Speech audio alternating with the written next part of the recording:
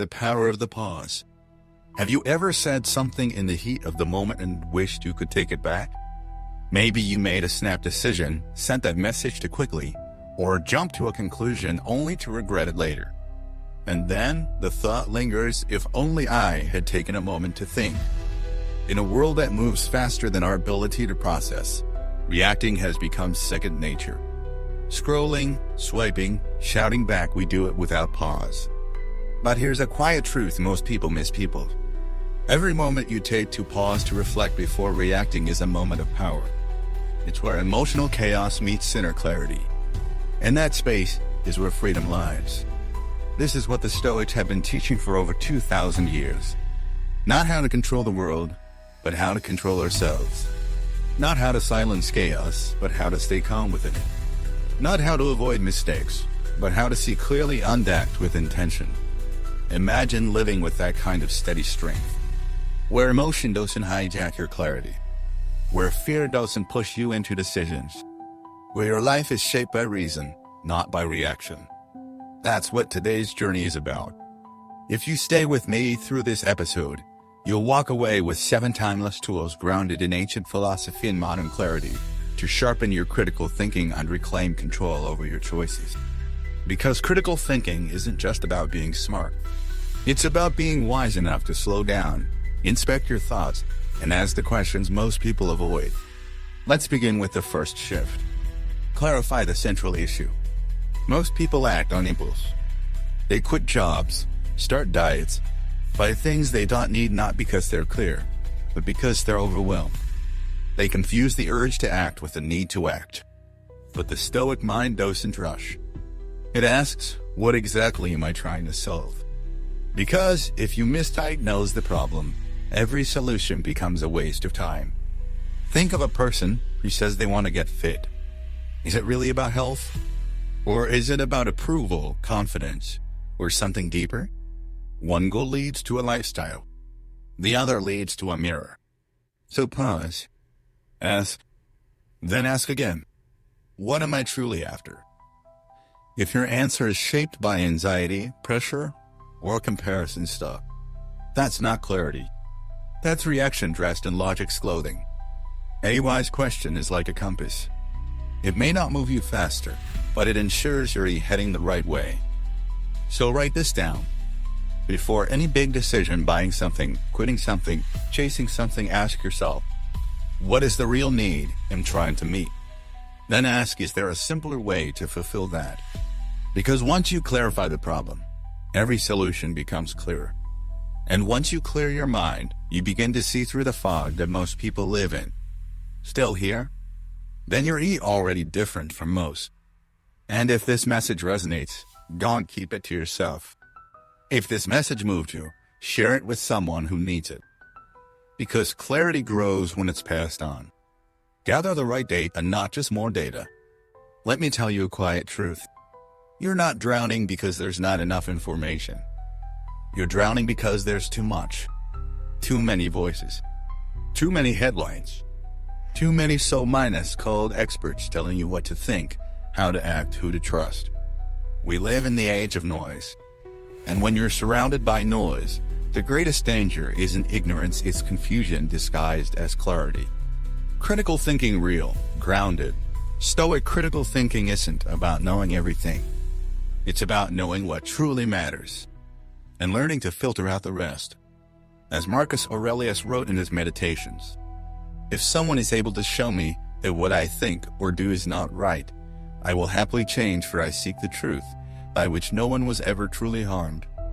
That's not arrogance. That's intellectual humility.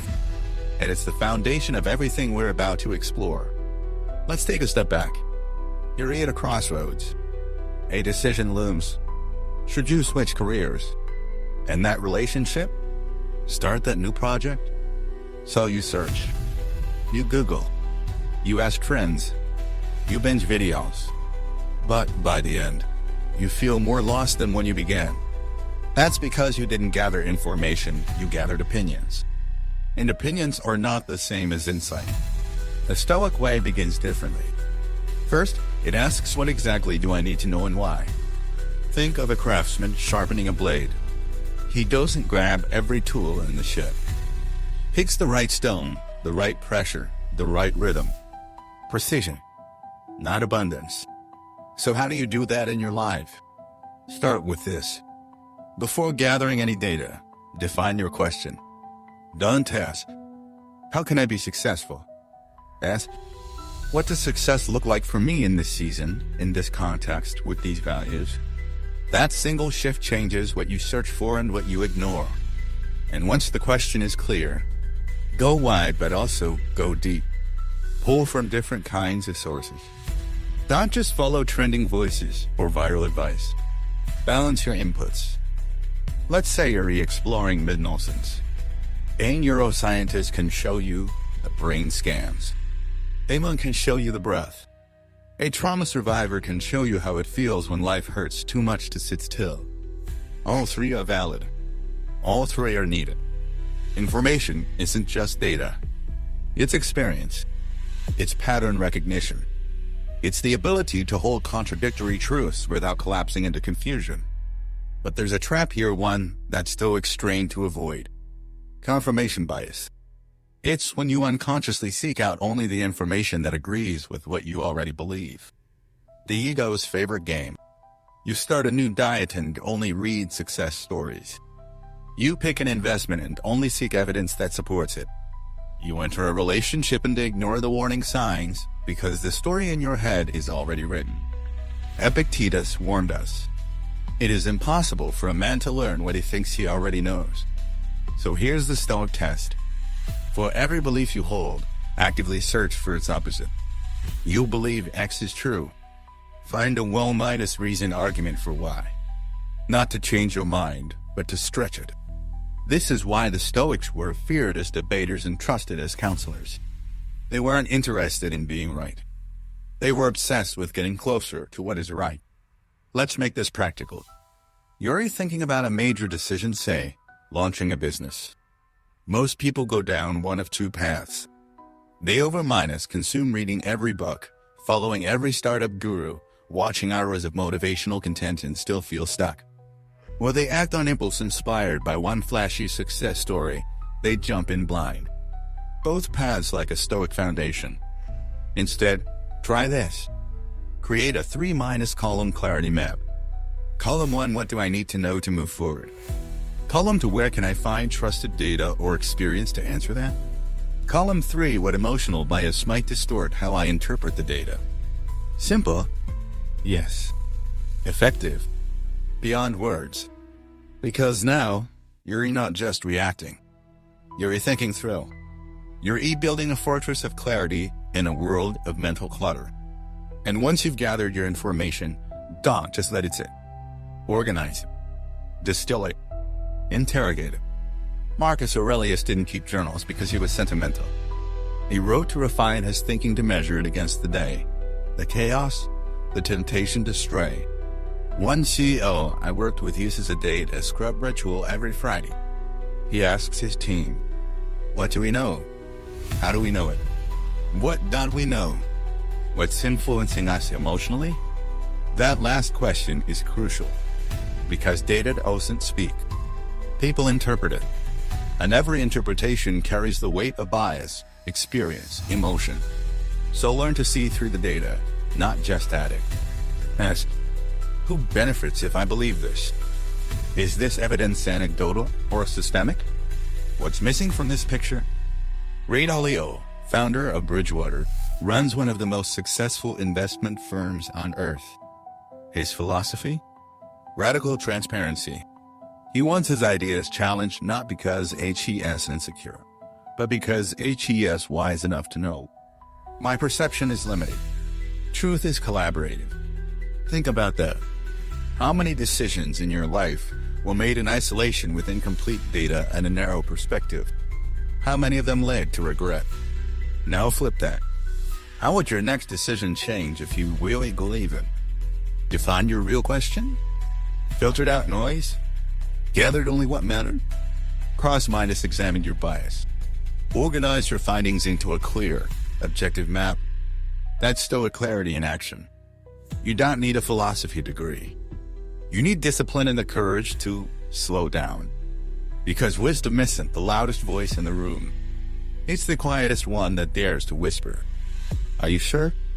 And when you're ready to move forward with a decision, armed with good data and mental calm, there's still one more step. You must now challenge what you think you know by asking the questions most people never ask. That's where we go next. The third discipline of critical thinking, the art of probing questions. Ask better questions, build a sharper mind. Let me ask you something. Have you ever felt absolutely sure about a decision only to realize later you missed something obvious?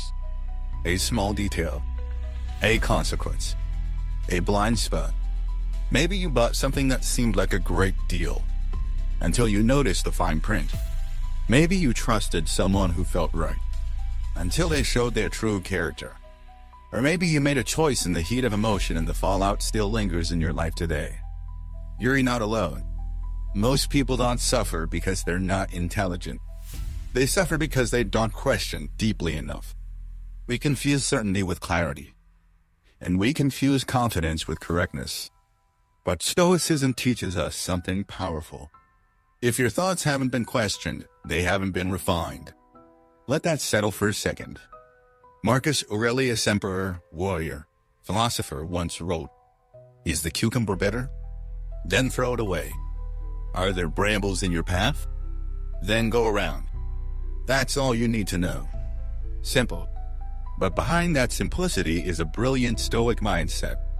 He didn't waste energy complaining. He didn't romanticize problems. He simply asked, is this useful? Is this true? What is my next rational move? That's the power of probing questions. They slice through assumptions. They dismantle delusions. They expose emotional bias. And most importantly, they give you your mind back. Let's break this down. Imagine someone offers you an investment opportunity. Sounds amazing. Promises great returns. A few friends are in already. The average mind asks, how much can I make? When do I get paid? The Stoic mind asks, who is profiting most from this pitch? Is the risk being hidden behind flashy projections? What happens if everything goes wrong? Now apply that to real life.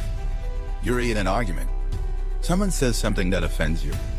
Instead of reacting with anger, a Stoic mind, a strained mind, pauses and asks, is this about me, or is this about them?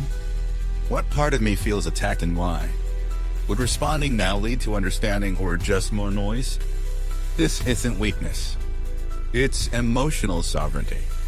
It's choosing not to be owned by reflex. It's reclaiming your role as the thinker, not just the reactor. Epictetus said it best. It's not things that upset us, it's our judgment about those things. And poor judgment begins with poor questioning. So let's get practical. Every time you face new information, pass it through the 3 Stoic gates. Is it reasonable? Does this make logical sense based on how the world works, or is it too good to be true? Is it verifiable? Can this be supported by real evidence, or is it just a personal story or opinion? Is it relevant? Does this directly help me solve the issue at hand, or is it a distraction? Let's say you're evaluating a new diet trend. Instead of asking, will this help me lose weight fast? Ask, how sustainable is this in the long run? What does long-term research say about this approach? Am I chasing results or building a lifestyle? See the shift? You're not just chasing outcomes. You're building alignment. Because questions don't just clarify the world. They reveal you your desires, your fears, your unconscious motives. That's why one of the most powerful mental disciplines is the devil's advocate drill. Take a belief you hold maybe strongly. Then, force yourself to argue the opposite. You believe success requires hard work. Argue for a smart rest. You believe your job is the best path? Argue for leaving it. It's uncomfortable. It feels like betrayal. But it's one of the fastest ways to identify blind spots in your thinking. And here's the beauty. If your belief survives the challenge, it becomes stronger. If it changes, it becomes truer. Either way, you win. This is what separates Stoic clarity from shallow confidence. Most people want to feel right. A Stoic wants to be right, even if that means admitting they were wrong yesterday. Let's pause here and reflect. What's one belief you hold right now that you've never fully questioned? What's one conclusion you've never dared to challenge? What might you discover if you stopped defending and started investigating it? This doesn't mean doubting everything. It means trusting your mind enough to test it. Because truth doesn't fear questions. Only lies do. Now let's take this a step deeper. Great questioning isn't just about avoiding mistakes, it's about seeing consequences before they happen. That's where we're headed next. You'll learn to think like a Stoic strategist. To play 5 moves ahead. To stop reacting to life and start shaping it. Think beyond the first step, weigh the consequences. Picture this. You're standing in a room full of switches. Each one triggers something. A light turns on. A door opens. A chain reaction begins. Some cause beauty. Others cause chaos. But on the surface, they all look the same. That's life. Every decision you make, no matter how small, flips a switch. And what follows isn't always what you expected. The Stoics understood this long before modern psychology did. They trained their minds not just to think clearly, but to think forward. Marcus Aurelius asked himself constantly, is this necessary? Not is it exciting? Not is it comfortable? But what comes next? And what comes after that? Most people never ask that question. They stop at the first result. They ask, will this make me feel good today? They don't ask, will this make me proud in a year? They ask, what's the reward right now? They don't ask, what price will I pay later? That's not critical thinking. That's emotional gambling. But the Stoic mind isn't wired for short minus-term wins. It's wired for long minus-term wisdom.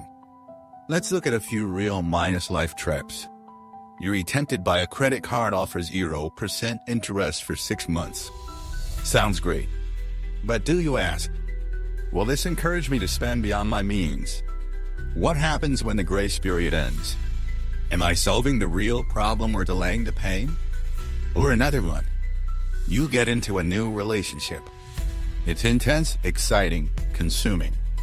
But do you pause and ask, are we building something or just escaping loneliness? What patterns are we repeating? Who am I becoming by staying in this? These questions are uncomfortable because they strip away illusion. And illusion is addictive. We love to believe that the next choice will be different, better, easier. But unless you change how you think, you're just swapping one consequence for another. The Stoics gave us a tool. They didn't call it this, but you can. The consequence compass. Before any decision, especially major ones, pause and ask, what happens if this goes right? What happens if this goes wrong? What are the hidden ripple effects, the ones no one talks about? Let's say you're offered a new job. More money, more prestige. Sounds perfect. But think deeper. What's the commute? How will it affect your energy, your sleep, your presence with family? Will the culture shape you into someone more aligned or more resentful? Not every promotion is progress. Not every opportunity is worth it. Wisdom asks, what will this cost me beyond the price tag? This isn't paranoia. It's perspective. There's a famous story about an AS's Challenger disaster. Engineers knew about the O-ring, risk, and cold weather.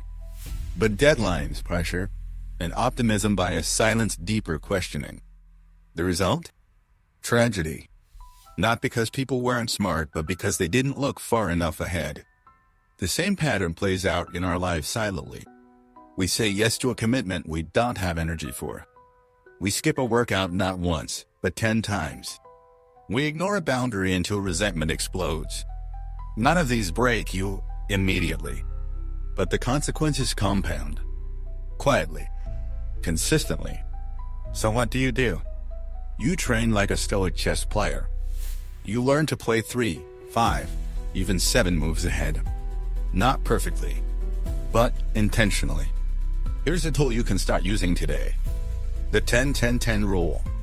Before a decision, ask, How will I feel about this in 10 minutes? In 10 months? In 10 years? You'll be amazed at what this reveals. A harsh text you were about to send might feel good now, but will it deepen your relationships in 10 months? A tempting purchase might give you a dopamine hit today, but will it bring regret when rent is due? Long-term thinking is a muscle, and like any muscle, it strengthens with use.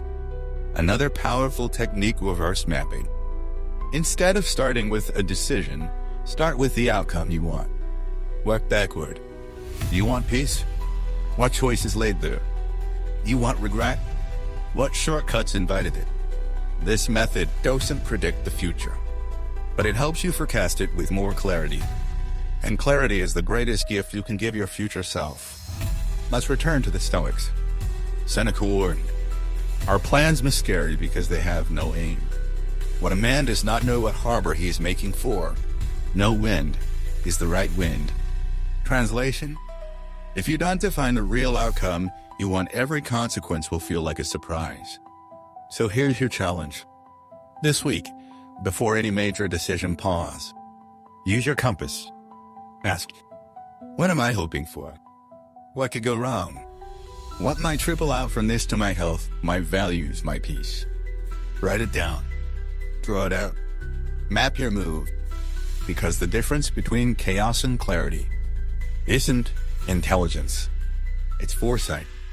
In the next section, we'll explore how to expand that foresight even further by stepping into the minds of others. You'll learn to zoom out, gain new angles, and break out of your own echo chamber. Because if your thinking only reflects your perspective, it will always be limited. And the mind, like the soul, grows through humility. Expand your mind, learn to see from other angles. Have you ever stood on a hill and thought you could see everything? The roads, the rooftops, the people below, all stretched out like a perfect map. And then someone shows you a photo from a drone, a higher angle, and suddenly you realize how much you missed. That's how perspective works. What you think is the full picture rarely is.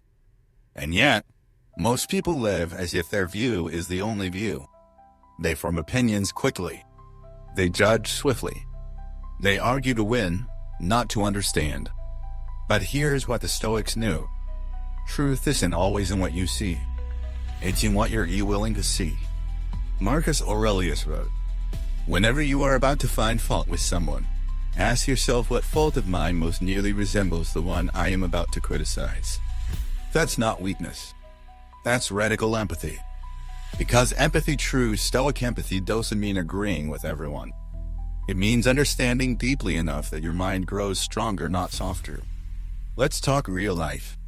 You're frustrated with someone. Maybe they voted differently than you, lived by values that clash with yours, made a decision you can't comprehend. The normal instinct: dismiss them, mock them, distance yourself. But what if just for a moment you stepped into their shoes? What if you asked, what fear are they responding to? What value are they protecting? What pain shaped this belief?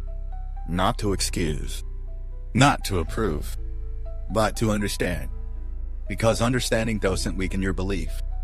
It strengthens your clarity. This is one of the most overlooked tools in critical thinking: perspective shifting. It's the discipline of temporarily loosening your mental grip and seeing the world from another vantage point. In Stoic terms, it's the art of moving from the self to the system, from ego to ecosystem. Let's explore how to practice this. Try the devil's advocate exercise. Take a belief you feel strongly about. For example, working from home is more productive. Now argue the opposite. Write down 3 solid reasons why working in an office might actually be better for focus, creativity, or culture. At first, you'll resist. Your brain will fight it. But soon, you'll find nuance. And in that nuance, wisdom. This works with almost anything. Relationships: why might the person I'm upset with feel justified? Business: why might the competitor's model actually be smarter? Politics: why might someone support a policy I oppose? The goal here isn't conversion, it's expansion. Because a narrow mind can never hold wide truths. Epictetus warned, "You become what you give your attention to." If you only listen to voices that echo yours, you're not learning, you're looping. And looping is the enemy of growth. Let's get even more practical.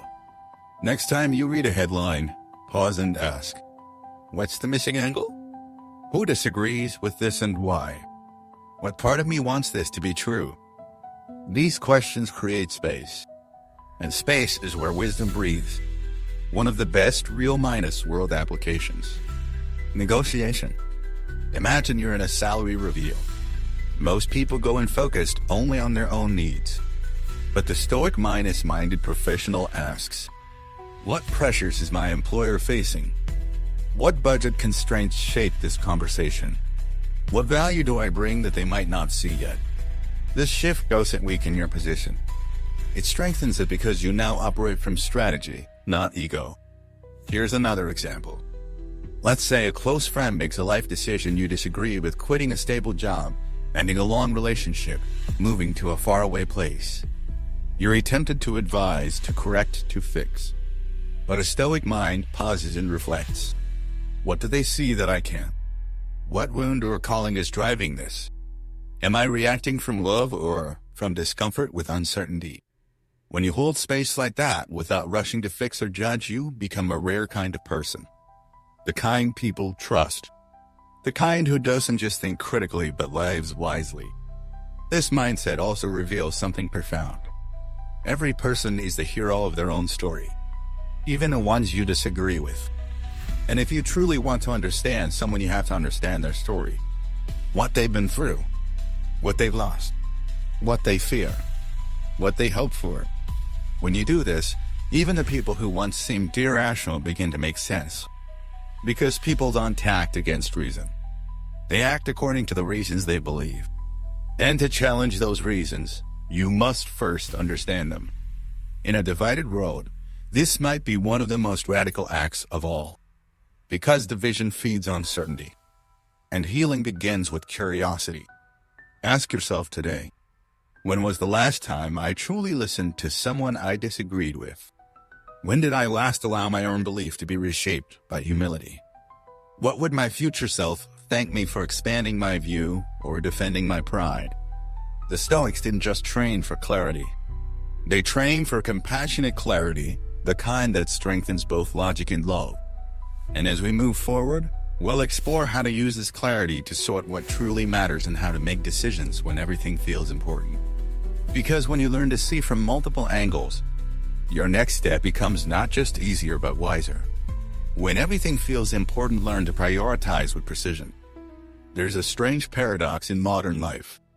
We have more choices than ever before. And yet we feel more overwhelmed, more stuck, more unsure. You open your laptop to start a task 10 tabs later, you've barely begun. You think about switching careers, 5 different paths flood your mind.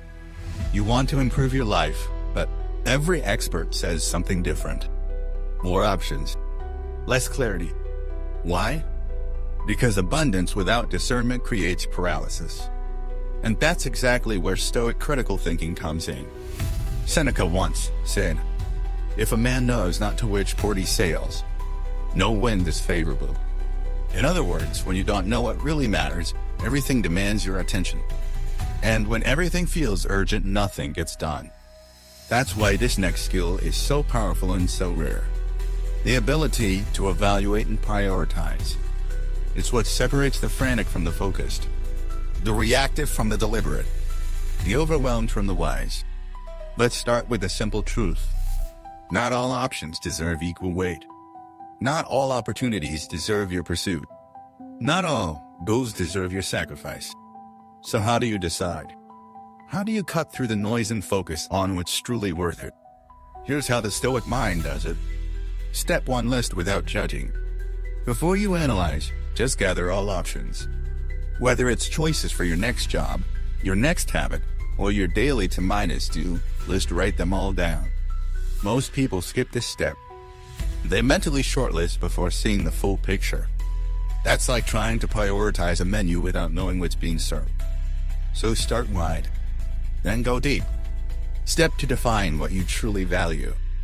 This step is often skipped and it's the root of poor decisions. What are your guiding values in this season of life?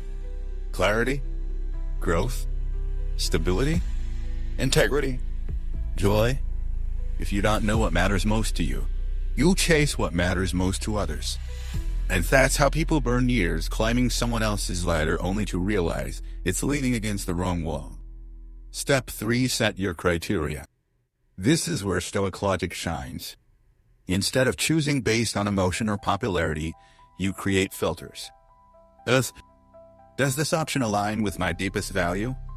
Is it sustainable or just exciting? What's the cost in time, money, energy, attention? What are the risks and are they worth it? Let's make it real. Say you're deciding how to build a new skill. Option A, enroll in a premium online course. Option B, join a free peer-minded learning group. Option C, self-minded study through books and practice. Both aren't valid, but you apply your criteria. Your budget is tight, option B rises. You learn better with structure, option A gains weight. You need flexibility, option C scores higher. Now, instead of guessing, you're measuring. And once you measure, you can rank. Step 4, use a decision matrix. It sounds fancy, but it's simple.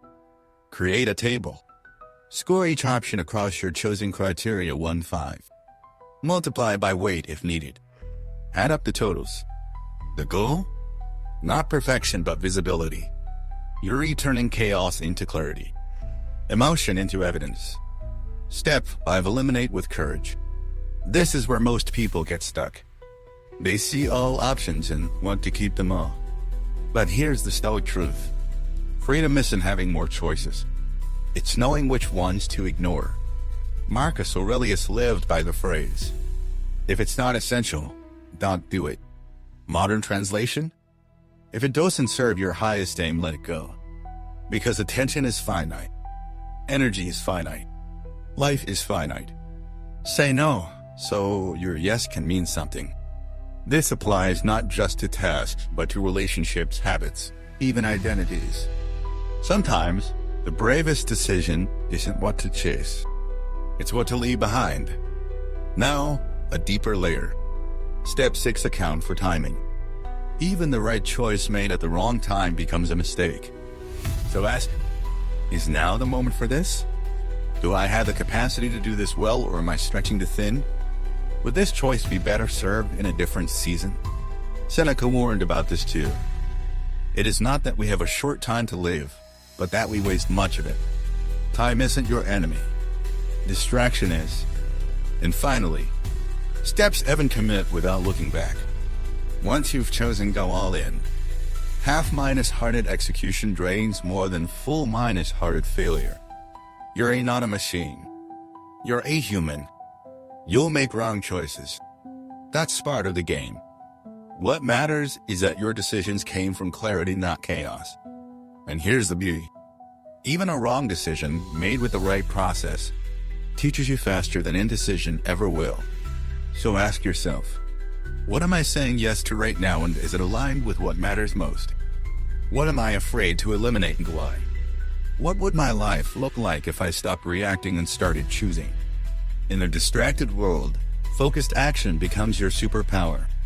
And in a world of endless options, the Stoic mind remains calm because it knows. Clarity comes not from knowing everything, but from knowing what to let go of. In the next part, we'll move from decision to execution. Because wisdom isn't proven in thought. It's proven in action. Turn thought into action, then reflect like a Stoic. Let's be honest. Most people don't suffer from a lack of ideas. They suffer from a lack of follow-through. They know what to do. They've read the books, listened to the podcasts, taken the notes. But when the time comes to act, to move, they stall. They wait for motivation, for certainty, for the perfect moment. But here's what Stoic wisdom teaches us. Knowledge means nothing until it's lived. It doesn't matter how many good decisions you think about. What matters is the one you commit to and carry through. Marcus Aurelius wrote, waste no more time arguing what a good man should be. Be one. Simple. Real. True. Action is the filter through which all wisdom must pass. And only what survives that filter is worth keeping. Let's take it step by step. Step 1. Commit clearly. Once you've evaluated your options and made a choice, don't linger in second-minus guessing. Write it down. Make it visible. Make it specific. I will wake up at 6:30 a.m. and stretch for 10 minutes. I will apply to 3 jobs this week that align with my skills. I will say no to 1 non-minus essential commitment this week. Vague intention is the enemy of real change. Step to start small but start. The Stoics weren't obsessed with big, dramatic transformations. They trained in the ordinary, the daily, the repeatable. Epictetus reminded his students, well-minus being is realized by small steps, but it is no small thing. So don't wait for some grand gesture. You want to become more disciplined? Start by making your bed with focus. You want to shift your mindset? Start by writing 1 sentence of gratitude each night. You want to lead better? Start by truly listening in your next meeting. Big change is just small consistency multiplied over time. Step 3. Track with honesty. This is the step most people ignore and it costs them everything. You can't improve what you don't observe. And you can't correct what you don't confront. So become your own student. Not your critic. Not your cheerleader. Your observer. Keep a simple log. What did I do today that aligned with my decision? What got in the way? How did I respond? What needs adjustment? This isn't about guilt. It's about clarity. Think of a scientist running an experiment. They don't get emotional when results shift. They adjust, recalibrate, try again because their goal isn't perfection. It's progress through precision. Step 4. Use failure as data, not identity. This is where the Stoics become radical. They didn't fear failure, they welcomed it as feedback. When something didn't work, they didn't say, "I'm a failure." They asked, "What can I learn?" They didn't internalize setbacks. They studied them. Imagine you commit to journaling every morning and miss 3 days. The reactive mind says, "See? I'm inconsistent. I always fail." The Stoic mind says, "Interesting. What triggered the disruption? How can I redesign the system to prevent that?" Same event. Different interpretation. Different result. And over time, these interpretations shape your identity. You stop seeing yourself as someone who tries. You start becoming someone who adapts. Step 5. Reflect with rhythm. Set a weekly ritual, even just 10 minutes. Ask, what did I commit to this week? What did I follow through on and what fell short? Where did I act from intention? Where did I react from emotion? What did I learn? This rhythm of review becomes your mental compass. It's how you stay aligned when life pulls you in 1,000 directions. It's how you course minus correct without self-minus punishment. In Stoic terms, this is pure I am ad atatio, the discipline of reviewing your actions, your motives, your outcomes not for judgment, but for growth. Step 6. Act again, but smarter. Now you take your reflection and turn it into refinement. Maybe the morning routine you set was too ambitious, trim it. Maybe your goal was too vague, make it measurable. Maybe your triggers are external, adjust your environment. Improvement is never linear. It's a spiral. But each loop gets sharper, stronger, clearer. This is the path of mastery.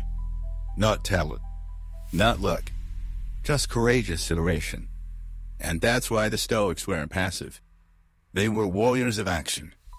Not loud, not reckless, but unchecked, ably deliberate.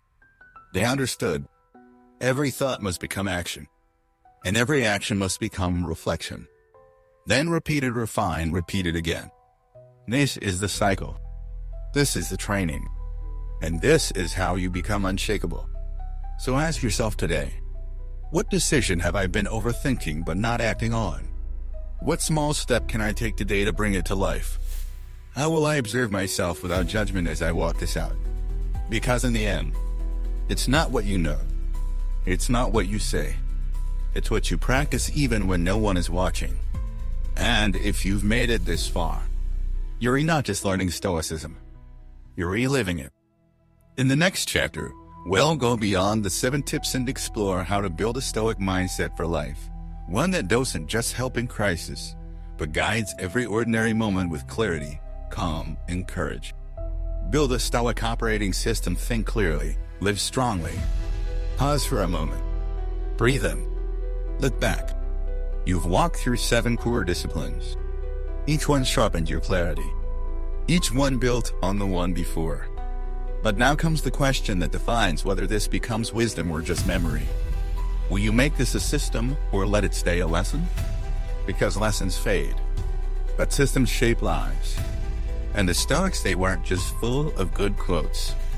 They built mental systems, inner operating frameworks to navigate life's chaos with calm, courage, and clarity. Let's explore what that actually looks like. Imagine this. Every moment, life presents you with stimulus. A comment, a delay, a decision, a temptation.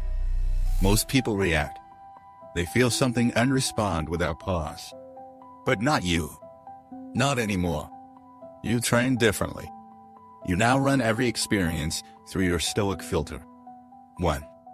Pause. You step back from impulse. You breathe. You create space between trigger and reaction. 2. Clarify. You ask what exactly is happening. What's the real issue, not just the surface irritation? 3. Seek truth. You ask, what do I actually know? What do I assume? What data matters here? 4. Question. You challenge your first thought. You ask, what might I be missing? Where is my ego speaking? 5.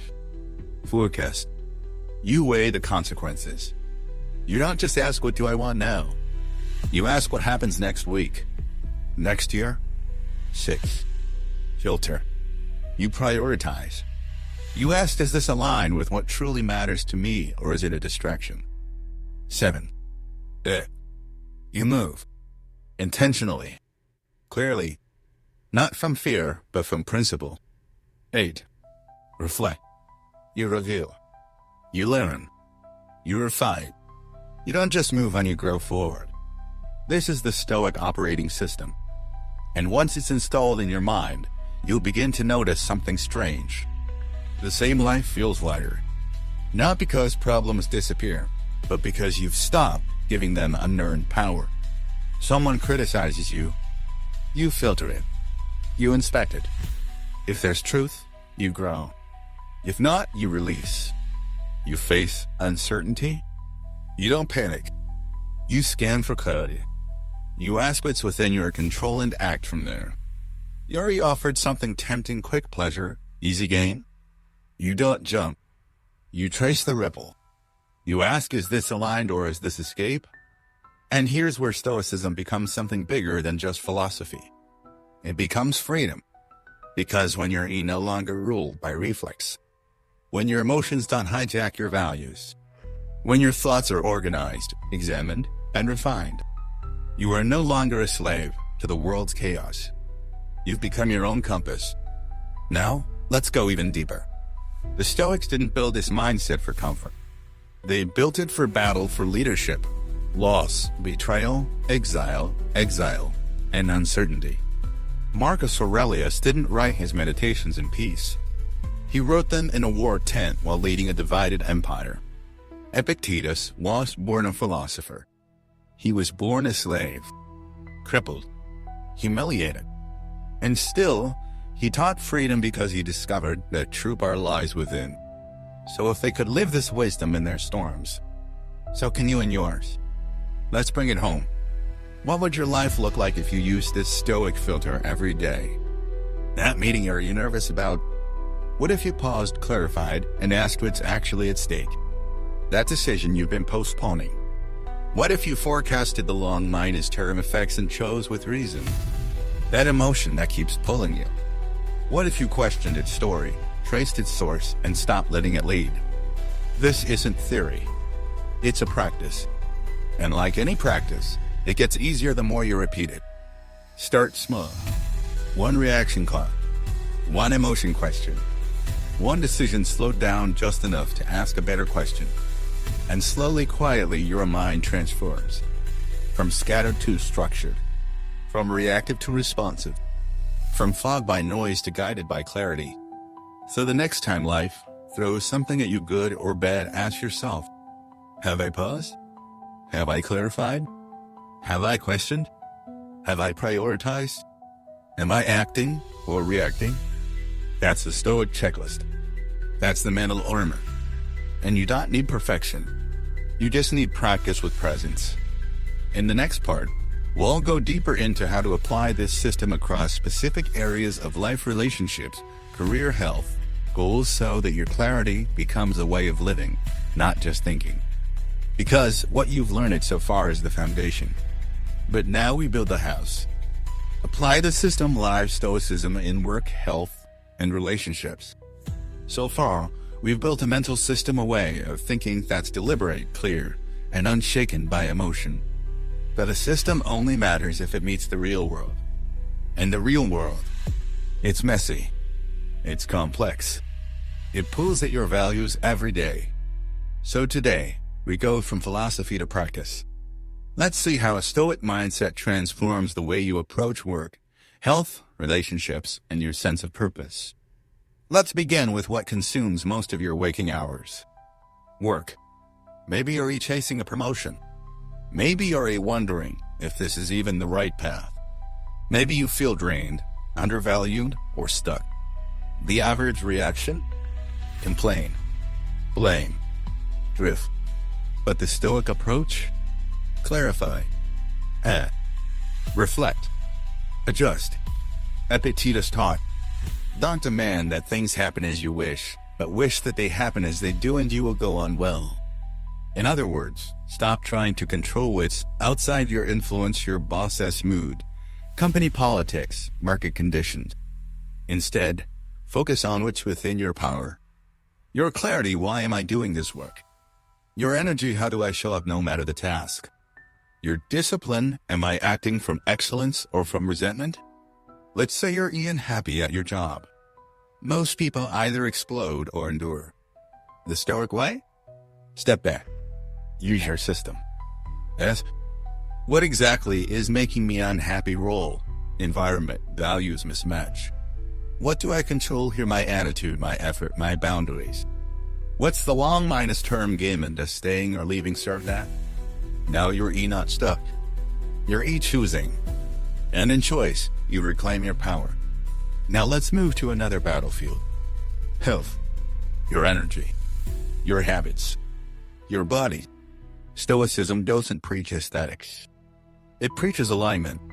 Marcus Aurelius reminded himself, what injures the hive, injures the bee. Translation? What hurts your system, mind, body, values eventually hurts you. So before you jump into the next fitness trend or diet, pause. Use your filter. Ask, what's my deeper motive here? Vanity, longevity, performance. What small action can I take today, one I can repeat with integrity? What story am I telling myself about health, and is it even mine? Because discipline without clarity becomes punishment, and health without intention becomes obsession. The Stoic goal? Treat your body as a tool of purpose, not a project of perfection.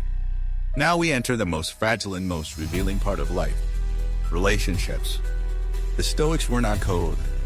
They loved deeply but not possessive lie. They knew the pain of loss, betrayal, misunderstanding. But instead of clinging or controlling, they chose something braver. Inner freedom. Seneca wrote, we suffer more in imagination than in reality. So many of our relational struggles come not from what people do, but from what we expect. The solution? Apply your system. When hurt, ask, what expectation was violated? Was that expectation ever realistic, or was it unspoken? Am I reacting from ego or from principle? You'll start to see patterns. You'll stop projecting wounds onto others. You'll stop needing others to complete you because you've begun completing yourself. And here's a radical idea.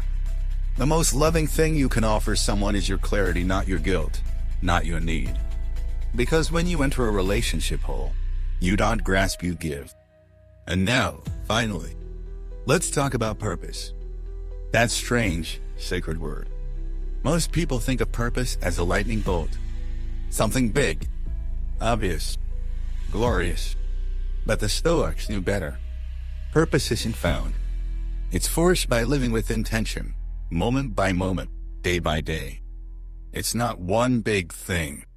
It's 1,000 small ones done well, done honestly. Marcus Aurelius put it best. At dawn, when you have trouble getting out of bed, tell yourself, I am rising to do the work of a human being.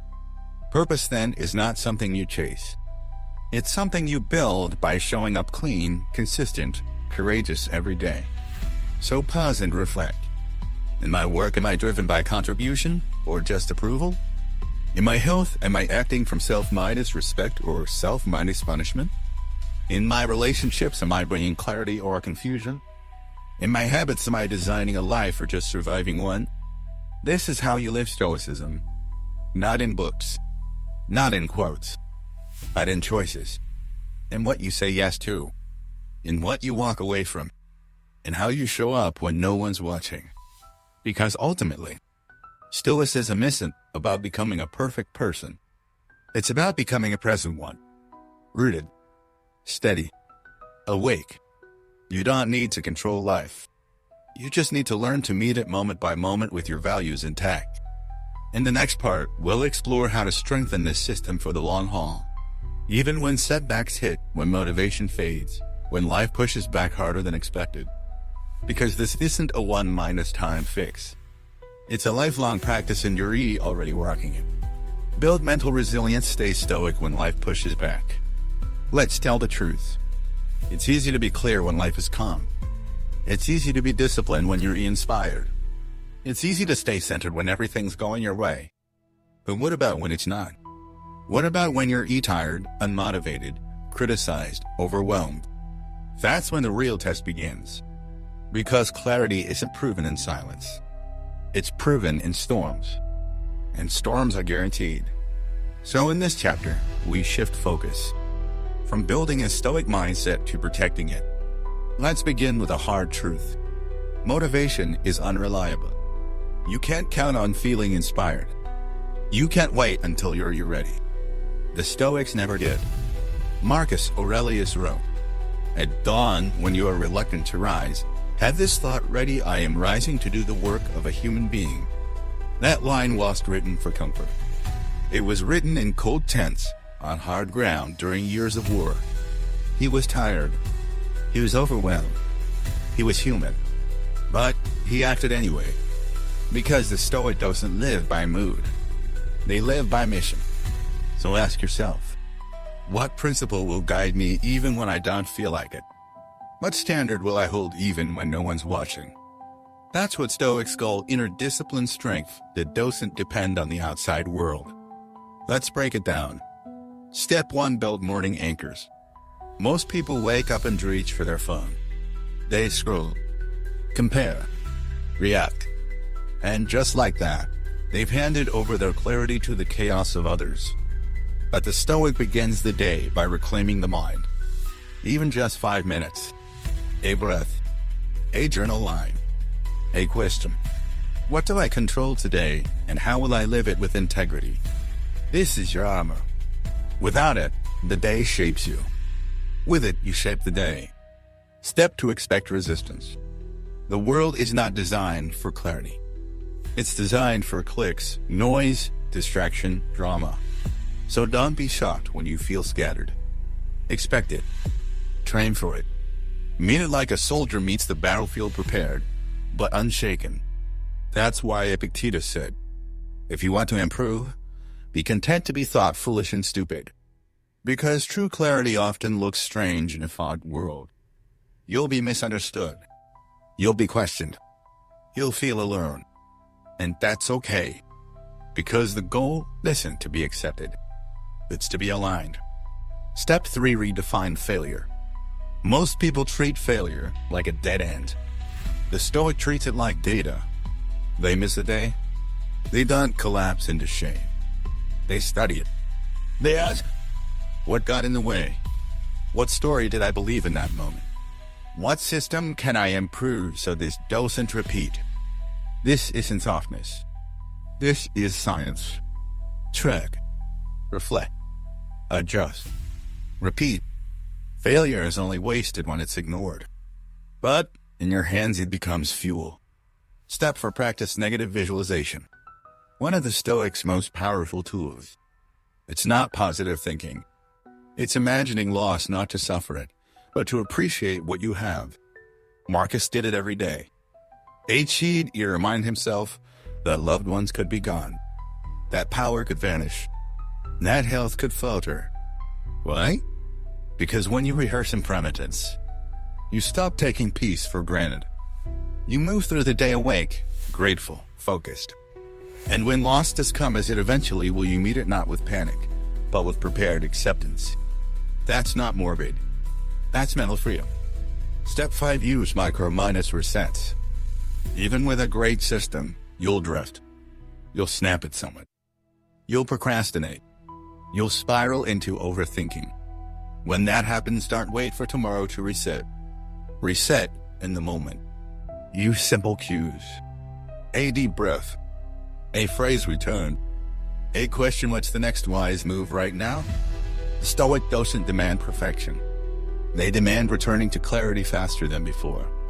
And each return strengthens the muscle. Step 6. Surround yourself with the right inputs. You're not just shaping your mind, the world is shaping it too. So choose carefully. Who do you listen to daily? What voices fill your feed, your home, your workspace? Do they sharpen your clarity or scatter it? Even Seneca warned of this. Associate with those who will make a better man of you. Your circle is not neutral. It either fuels your system or fractures it. So curate your environment like your peace depends on it. Because it does. Step 7. Keep a nightly reflection. Before bed, ask, where did I act from clarity? Where did I react from emotion? What am I proud of? What will I improve tomorrow? This isn't about guilt. It's about building identity layer by layer.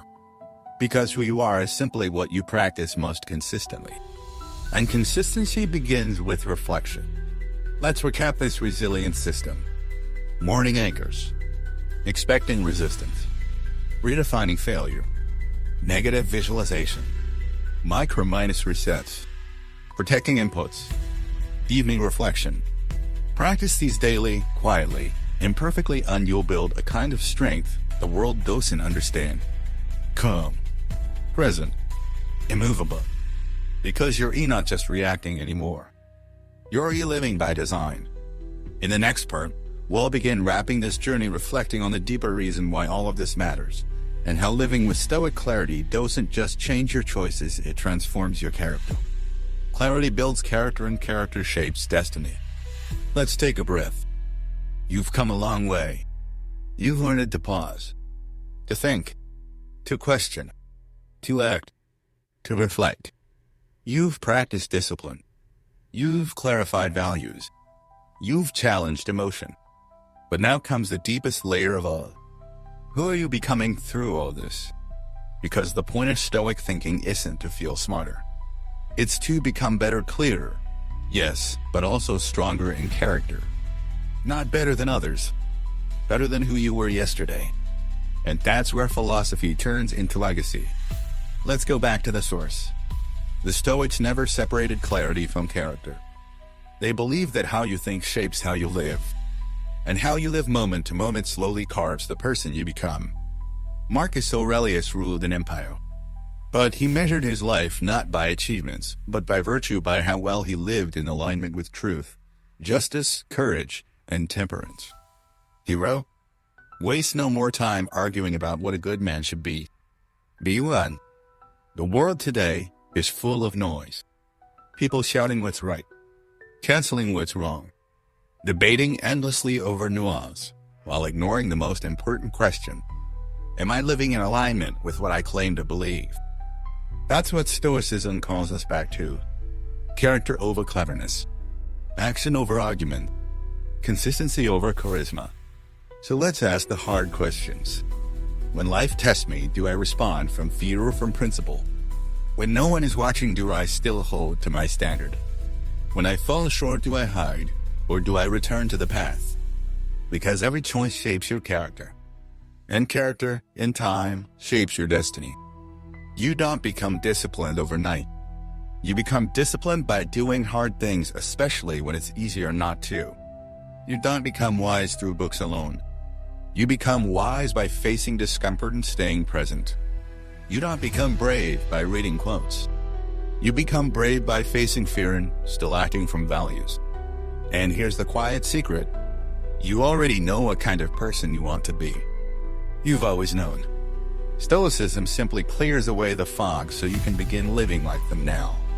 Let's bring this home with 3 timeless truths. 1. Every moment is a mirror.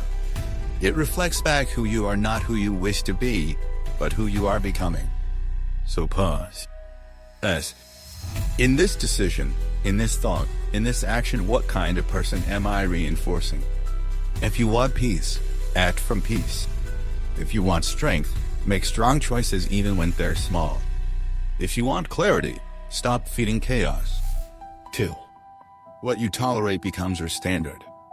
You say, it's just one skipped workout, one ignored boundary, one lie. But every time you break your standard, you teach yourself that it's okay. And slowly, your self-minus trust erodes. But when you live with integrity, even quietly, even imperfectly, you build something sacred, self-minus respect. That's where true confidence is born. 3. You are always in training. Even when no one sees. Even when you don't feel it. Even when you fall short. Every thought, every response, every intention, it's all shaping you. So don't wait for a breakthrough. Don't wait for a new year or a rock bottom moment. Begin now. Begin small. Begin with how you show up in the ordinary and do it extraordinarily well. Let's end this part with a reflection. Ask yourself, what values do I want to be remembered for? What habits today are building or betraying that legacy? What would happen if I started living like that person now? You don't need to change the world. But if you master your mind, your choices, and your character, you will change your world. And maybe that's all the Stoics were ever trying to teach. In the final part, we'll reflect on how to carry this mindset for life and how to return to it any time the world tries to shake your peace. Return to the center, carry the clarity for life. So here we are. 12 parts, thousands of words, hundreds of moments of pause, insight, reflection. But what matters most now is what you carry with you. Because clarity is not a destination. It's not a place you arrive at and stay forever. It's a path. One you stray from. One you return to again and again. That's the true Stoic life. Not perfection, but presence. A presence so strong that even when you falter, even when life spins, even when emotions rise, you know how to come back. Back to your breath. Back to your values. Back to the place where your power actually lies within. The Stoics never promised comfort. They promised strength. The strength to suffer with dignity. To succeed without arrogance. To lose with grace. To lead with humility. And to keep going when everything around you says quit. So let's take a final look at what you built. You've learned to pause before you react. To question your assumptions. To think with both head and heart. To weigh long minus term impact, not just short minus term gain. To choose from alignment, not impulse. To reflect, refine, and repeat. And most of all, to act with purpose, not noise. This isn't just critical thinking. This is conscious living. This is waking up not just to the world, but to yourself. And the truth is, you don't need to call yourself a Stoic. You just need to live with clarity and conviction in a world that desperately needs both. So the next time someone disrespects you, a challenge blindsides you, a moment feels uncertain or out of control, you'll pause, you'll breathe, and you'll remember, I cannot control everything, but I can control how I meet it. With calm, with reason, with integrity. And that is enough. Because your life is not defined by what happens to you. It's defined by how you show up in response. Show up with clarity. Show up with courage. Show up as the person you were always meant to be, not someday but now. And if this journey spoke to you, even just one sentence, one shift, one silent realization, then carry it forward. If this message moved you, share it with someone who needs to remember who they are. Not someone perfect, but someone in progress. Someone still becoming. We're all in that process. Together. So thank you for walking this path with me. Not just listening, but thinking, reflecting, and becoming. You are no longer just reacting to life. You're leading it. Quietly. Steadily. The Stoic way.